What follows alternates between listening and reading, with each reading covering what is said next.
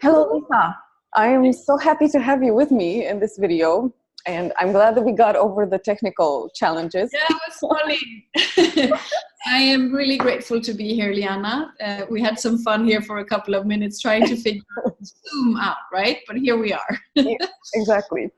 And I want to take a few minutes to acknowledge you for the joy and the ease that you bring. And this is what I noticed in you when I first met you.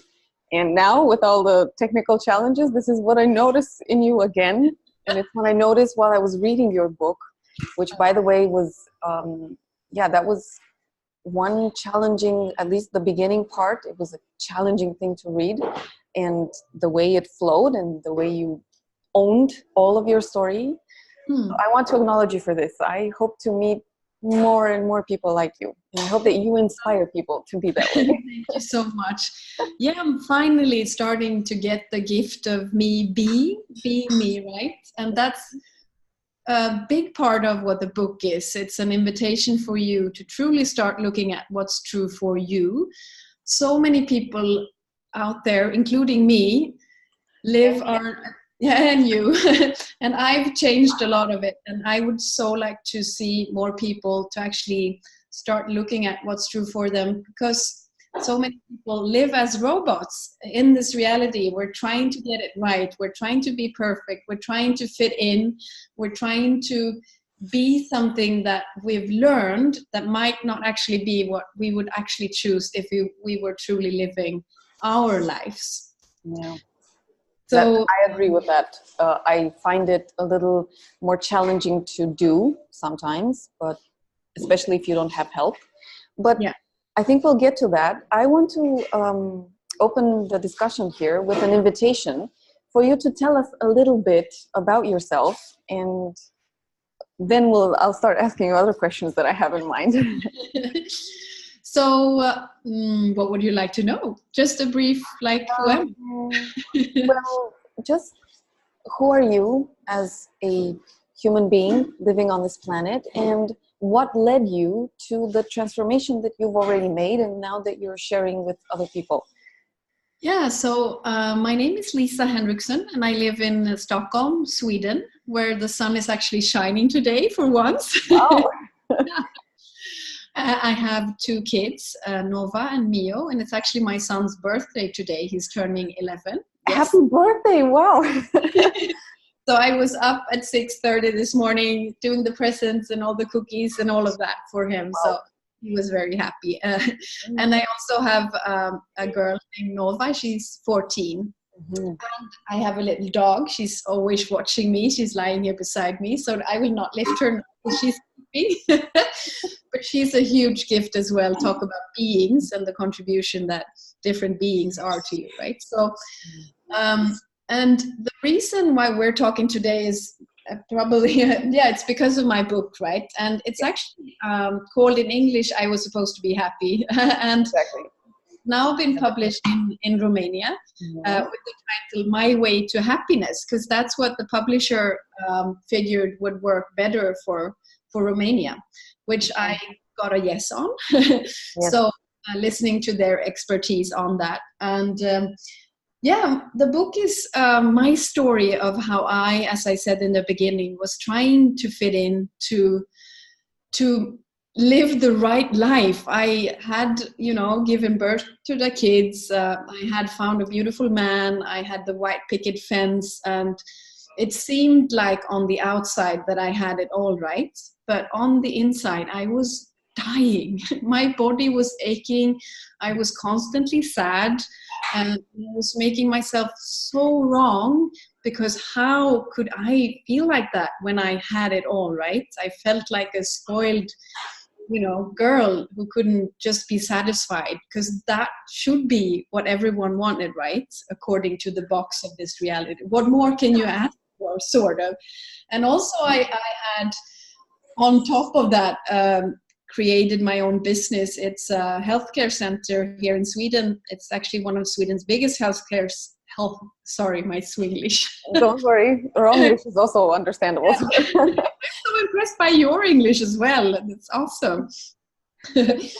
So yeah, it's a healthcare center for pregnant women. And I started that when Nova came 14 years ago because I wanted to make a difference somehow. So I was doing that as well. And that seemed also like, wow, how amazing she is, you know, she has it all. But as I said, I was dying inside. And the reason for this was that I had never asked myself if I was truly living my life, what would that look like? And when I was walking around in the beautiful suburb in Stockholm, I was aware of how many of the people living in their perfect houses were actually very unhappy. I rarely saw someone beaming from happiness, you know, just having the joy of living, having gratitude for just waking up and all of that. And that was something that I knew somewhere inside of me should be possible. What's wrong with me? What's wrong with people? How come we're not, you know, grateful for what we have and what we're living? And that question had, you know, been with me since I was a kid. And that's also part of the story, how I grew up being called the sunshine girl, because I was beaming. I was being happy to come to this beautiful place because this planet is amazing. The flowers, the nature, the possibilities that we do have here on planet Earth. And I saw it as a kid, but I did not see anyone around me who really appreciated it. So slowly, as many of us do, we start to pick up the rights and wrongs, the goods and bads, the projections, the expectations, the judgments of other people to try to fit in. And I slowly turned myself into one of the robots just walking around trying to get it right. Mm-hmm. So, how many of you out there have created lives that are actually not your life? You might have read it in a book. You might have picked it up from your parents because they told you what was the right way to live, right? You might have learned it somewhere. And that's, and tell me if I'm going too fast now, but no. No. There's a brilliant book. It's a woman called Bonnie Rare, and she is interviewing people who are on their deathbeds. And what most of them regret the most is that they didn't live the lives that they actually wanted to choose because of someone else, because they didn't dare to choose, because it was not the right thing or whatever. And when you're on the deathbed, you're like, what the fuck? Why didn't I choose to live my life? So my something like, I find it that where I live, to start asking yourself, okay, am I happy? Is this the life that I really want? And have a discussion with other people around you about this. I find it that people look at you as if you're going a bit astray, as if something may be wrong with you. Why are you asking? How most people don't really ask themselves this kind of questions. And I'm not sure how it is in Sweden, but this is what I've experienced in living in Romania. No, but that's truly it, because we learn not to do that, because, you know, why would you even strive to be happy? And it's almost like being happy has turned into something bad, which is interesting, right? Or the way I perceived it here, it's seen as something, come on, get over that childish thing. Just, you know, you be a grown-up and start taking on your responsibility, make money, bring food home. And I'm not saying that those are bad. I'm saying that whenever you mention about being happy, people look at you, at least here, this is what I've felt, as you've lost connection with planet Earth. Yeah. Yeah, and that's the thing. You have to be willing to receive those judgments. Because also what happens when you start questioning your life and questioning what you have chosen, it gets uncomfortable for the people around you, because they would like for you to be the way you are, right? Because then it's easier for them. So when you start to know, no, but that's not going to work, and I have to change this and choose something different, that's going to maybe not work for them. And so many people, I was talking to an elderly man the other day on the tax authority. He just got curious. We were talking about something else, and he said, I've lived my whole life because I didn't want to hurt my wife, right? And now she passed away, and now I suddenly can choose. But he was, whatever, 60 something, and he had not chosen what he wanted to create as his life because of her. So how many of you out there are living lives because of someone else, not hurting someone else, or also, as we said, to not to be too weird, or to, certainly not fit in and be not part of society's normal way, right? And True.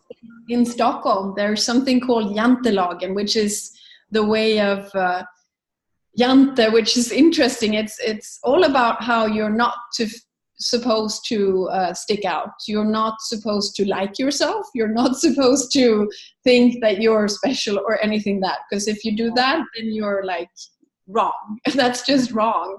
So Okay. that's what I grew up with. And my invitation to you is to start looking at, what if you're not wrong? What if there's so much brilliance to you that you have never acknowledged because no one else saw it, but you know you are something different? And what if you started choosing whatever that is and what that looks like for you, even though it's going to create a lot of judgments and points of views from other people? What if that's okay? Right? So let me ask you now, how long did it take you? So when you started, you realized, okay, I'm not happy. I'm not beaming with happiness, although I have all of these achievements, my business, my family, my children, everything. How long did it take you to shift or transform into a freer and happy version of yourself? So I think it's been a constant journey. As I said, I've since I came here to planet Earth, I've always known that there was something possible, but since I didn't see it anywhere, I sort of pushed it away and tried to be like everyone else. But when my son was born 11 years ago, it was almost like he kicked my ass into starting to ask questions about it was almost as if he said, and I know now that he did, even though he couldn't speak, but it was energetically, he said, like, if you start living your life and get happy, Mom, otherwise I will not. Not like you. Yeah. You read it. You wrote it in the book. It was just like, I want to have a life where I'm actually alive, and it would be so much easier for me if you, Mom, actually lived as well. And I was like, really? Because I didn't even know that I was aware. And that's one of the tools that we're going to talk about, how extremely aware we are of other people's points of views and judgments and everything that's going on around you. And you pick it up and you think it's yours, because no one ever tells us how aware we are. So I heard this little being in my arms, like, okay, so what will that look like if I start to ask questions of myself? If I was truly living my life, what would that look like? Mm-hmm. And then starting to follow that path. And it was actually a man who came to Sweden. His name is Dr. Dane here. He's the co-founder of something called Access Consciousness. And when I heard the name of him and also the webinar that he was going to give in Sweden, that matched past tense what I knew something about. So I went to that workshop, and after that, everything changed. Okay. So you were, after you had the birth of your little boy, you suddenly got the first click, okay, something's up here. And then you found out about Dr. Dane here. I hope I pronounced the name correctly. Mm-hmm. And that's how you entered into Access Consciousness, right? Yeah, correct. And what Access is actually, it's just a toolbox with different tools for you to start looking at what's true for you, and also becoming more aware, because that's the main thing for me, is to know how aware I am of what's going on around me, and also how aware I am of who I actually be and what I can choose, and of possibilities. So you're your own coach or your own therapist, and you start to ask yourself questions and look at yourself while you're going about your life. Yeah, basically. Exactly. And the main tool that has helped me the most, as I said, is understand how extremely aware I am. And already when we come into our mother's bellies, we start picking up the rights and wrongs and the points of views of society, of our parents, of whoever is around us. And when we come in, we're just like, energetically picking these things up. And what we usually say in Access Consciousness is that 98% of the stuff that's going on around you, the thoughts, feelings, and emotions, are actually not yours. It's just awareness of stuff. Mm-hmm. And when I heard this the first time, I was like, really? Because I was so skeptical. I didn't even know what energy was, because I grew up in a very conservative family where, it was important to fit in and not to be weird. I didn't even had alternative medicine before, starting to look at what's true for me. So I was watching Dane here on stage and like judging him like crazy, because I thought he was a, joyful American, he didn't know how difficult my life was. It was easy for him to talk about happiness, right? Okay. Down inside, I knew that there was something that he was being that matched what I would like to have more of in my life. Mm-hmm. And so one big tool that I would love for you to have with you from this is truly to know how aware you are, and start asking questions of when you're perceiving something. For example, when you wake up on Monday morning in Romania, perhaps it seems heavy sometimes. You can ask yourself, is this mine? Or am I aware of Monday morning in Romania? Mm-hmm. And the cool thing then, from being aware of that it might not actually be yours, then you have choice. And that's one big main thing that we as humans don't learn either, is that we can actually choose how to look at life. And when I wake up in very dark Sweden on a Monday morning, I can choose to look at what's beautiful or brilliant about this Monday morning, or I can choose to see that it's dark and that it's Monday and all the stuff I have to do, but it's my choice of how I see the world that's going to create what the world looks like. So I'm curious, how do you now, with the transformation that you've made for yourself, how do you socialize, and how do you talk to your family or to your friends? How do they look at you? How do they perceive you when you talk these things? Is everybody on the same level, or? No, it took a couple of years for me actually to dare to speak, because it was so different from what I've learned and what I lived as, of course. But one main and very big thing for me it's connected to how aware I am, because one of the things that had been running my life was all the judgments that people have of the right and wrong about me, who I be, and I was not willing to say those judgments. Sorry for my language. Energetically do that, okay.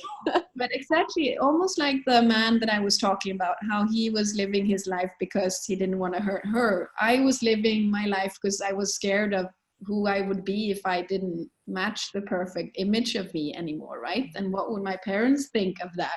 Would they be sad? Will they not like me anymore? And the cool thing is that the more I choose to be me, and I don't care about other people's judgments anymore, the more stronger I get. And it's a muscle to practice, sort of, because it's not like, for me it wasn't, at least, but to constantly know that, okay, is this just something I'm aware of? Is this relevant if what they think or not think, or if I, and then the choice again to actually not make it relevant. So I today have people around me who don't judge me, for example. In the past, I had so many friends that I allowed to have judgments because I wasn't even aware that, that was wrong. It was just the way it was. And now I choose to have people who actually like me the way I am. Mm-hmm.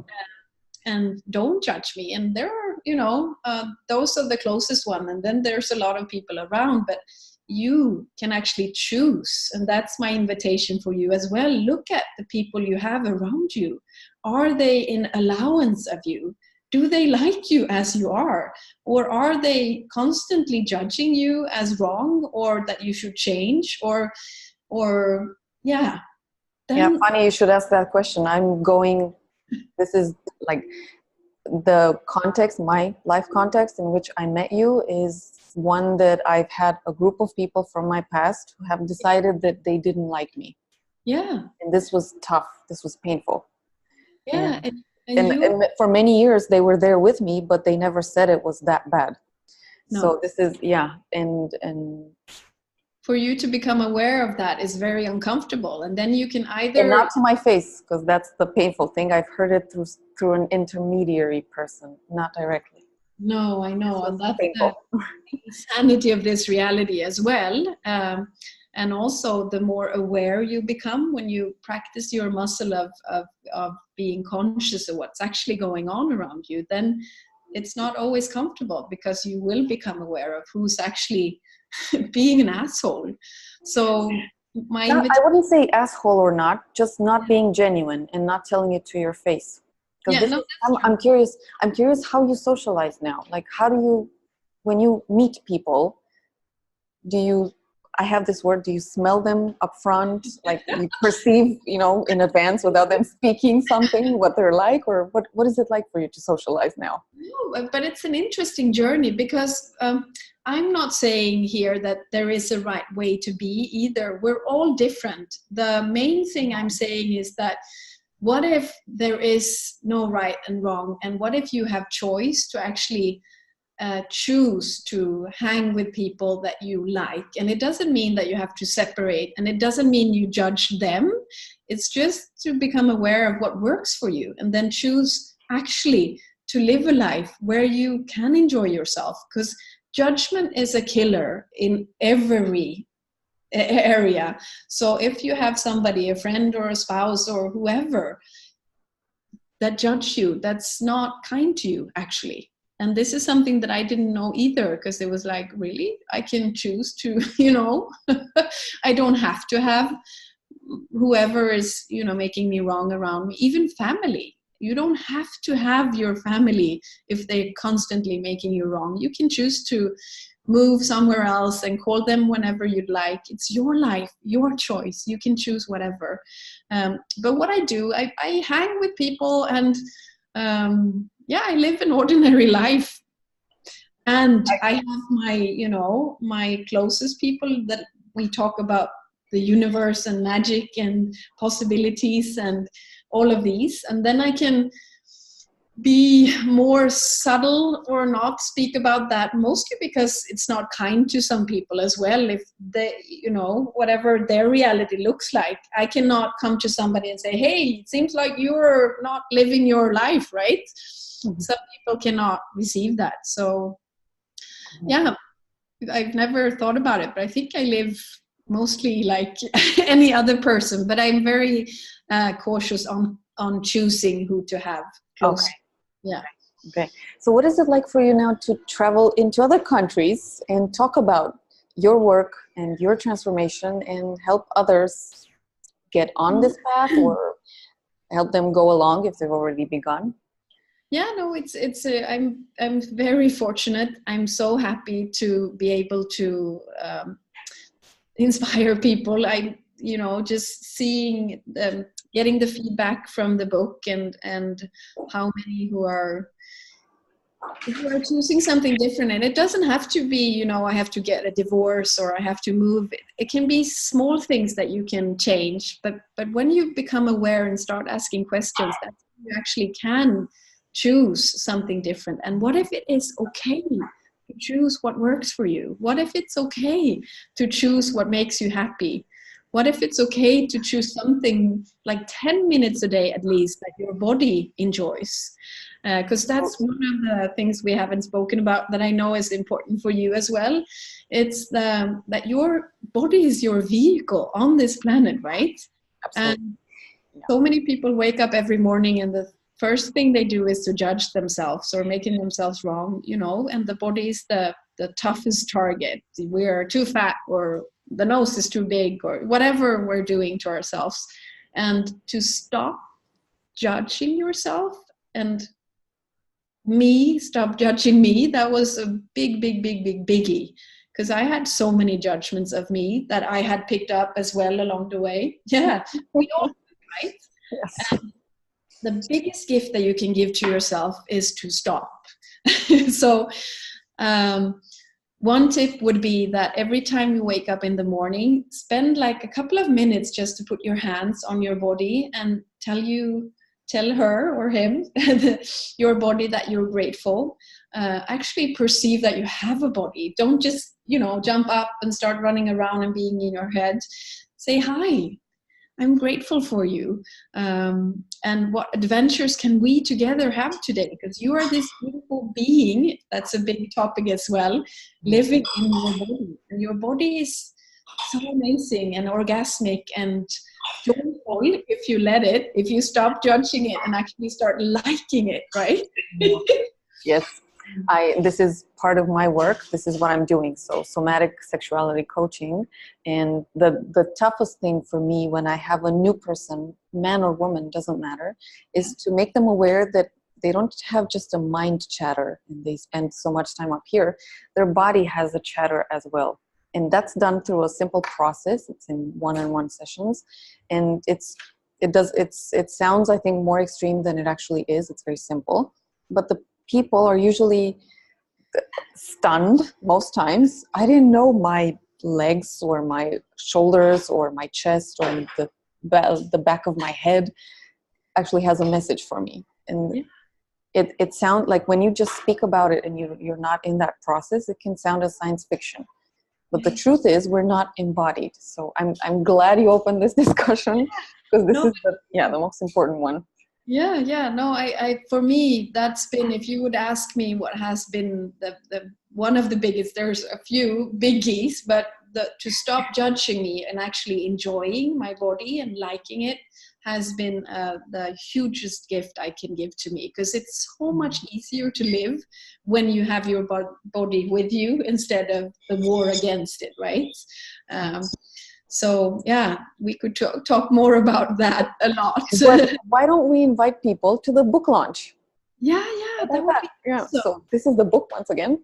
Yes. The amazing book that I read, and it shifted my mood. So I started with a chest pain because I was going through a lot, and I ended up happy. Oh, that's awesome. I'm so happy about that. And the cool thing is also, so we're going to talk more about this if I see you, because I'm actually coming to Romania in a week, right? Next Thursday. And maybe you can put the invitation somewhere on the page. I'll put it under the video. So yeah, thank you. I'll put timestamps for the discussion and then the invitation. Yay! We're going to drink some sparkling wine and we can talk more of all of these things. But what if everything is energy and there is nothing in your life that you cannot change, including your relationship, your body, your sexuality? You can. I know it's possible. I see people every day changing, and it's their choice and their journey, and there is no way, right? Because that's important, because many people like, you don't like men, and you say I'm gonna have to get divorced. That's not at all what I'm saying. I'm inviting you to start looking at what's true for you, and that might be having a husband and 2 kids. I still have my kids. I love them. I love our lives. I actually have a new man as well. So it's not... Congratulations. Oh, yeah. No, and it's not about him either. He's a contribution to my life, but he's not the solution. And that's one thing I could talk forever. So many women and men think that if they just can find their perfect half, they will be whole. That's one of the biggest lies this reality tells us. You are already whole. You are brilliant and beautiful as you are. And then if you'd like to, you can find someone that you can add to your life that will be a contribution. And only add that person if they contribute. Do not have them there if they make you wrong or if they make your life less. Only choose to have people around you that actually contributes to your life, right? But you are already brilliant and beautiful and awesome. beyond all the judgments and wrongness that you might carry with you. And that's something that we will look at when we meet. And so, yeah. So we're meeting next Thursday, which is February 21st. Yeah. Hold on a second, let me read, because over here, it doesn't say the time. I forgot the time. Oh, I think it's 5:30. 5:30. I'll make sure that under the video we'll put a link to the event, and everybody can check out the place, the time, everything. I know I'm not the most linear person, and since I don't have judgments of me anymore, I'm like, oh, this is the way I am. I didn't follow my jumping or not. But that's also, what if you as well are much more, when you're being you, whatever that looks like. What if you don't have to be linear? What if you don't have to fit in? What if you don't have to be boxed or structured or wherever you learn? What if you can enjoy being, whatever that looks like for you. For you, yes. Yeah. Great. Lisa, thank you very much. I enjoyed our discussion, and I hope that it helps as many people. I hope that it inspires as many people to at least have the courage to be themselves and be happy being themselves. And if that looks a little funny to others, then I hope that they have the courage to still embody it. Yeah. So I hope this discussion inspires in that way. And remember how aware you are, and also please stop judging yourself and start looking at what's beautiful and brilliant about you instead of always what's wrong or what's missing. Yes. Thank you very much. I'm looking forward to seeing you again next week at the book launch. And I'm bringing some friends with me. So yes, I've been telling some people about the book and what it did for me. So I hope to have them with me there. And I hope that this is the beginning of a beautiful journey for more people. It is, love. And I'm so grateful for you and the courage that you have. No, but the book sign. That's one thing that we're going to talk about as well, is how important it is to acknowledge yourself. We try to look for acknowledgement from the outside, right? For someone else to tell us that we're brilliant, smart, beautiful, or whatever. The only person that can do that is yourself. So when you start acknowledge the gift that you are, then there can be more of that gift. And now I'm saying it to you, Liana, because I'm so impressed by how you show up in the world, the work that you do for men and women, the courage that you have on so many levels. So thank you very much. I will get a chance to talk more about it when we meet next week. So looking forward to that. Thank you so much for having me here. And thank you also for being here, and enjoy your day, and happy birthday to your son. And enjoy the party tonight. Bye-bye. Bye-bye. See you soon.